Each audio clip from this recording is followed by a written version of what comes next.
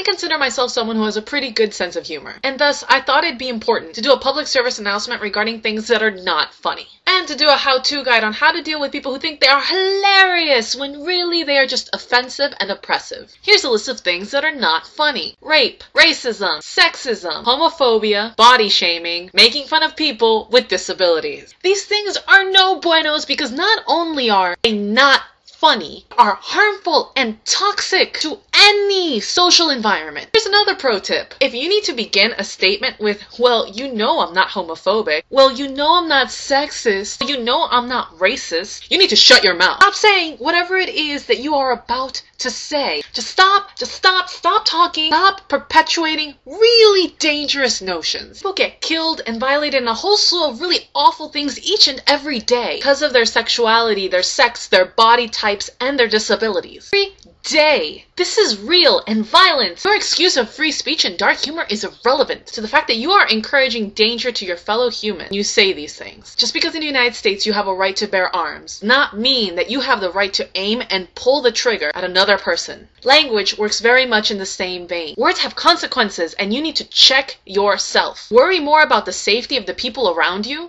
than of your own personal freedom that you think entitles you to be a terrible, threatening individual. If you're confronted with a person who insists on saying these terrible things, it can be really difficult to maneuver and avoid these very tense and often terrifying situations. But first and foremost, if you feel unsafe, get out of there and leave, preferably with an ally. Your safety is more important than anything else, and your most basic right is to be safe from violence. Notify anyone that might be in a position that can help keep you safe. Recently, the scumbag that is Daniel Tosh has been in the news regarding a slew of aggressive rape jokes and flat-out threatening remarks that he directed to a woman who bravely stood and said, "Actually, rape jokes are never funny." And after being threatened to the most horrendous of degrees, she stood up, notified the manager of the comedy club she was at, left with her friend because her safety was in danger. Please, please, please, if you ever feel threatened by what somebody is saying, leave. I'm not disappointed in the brave woman who was forced to leave a public space. She was publicly threatened by a man. I am seething at the man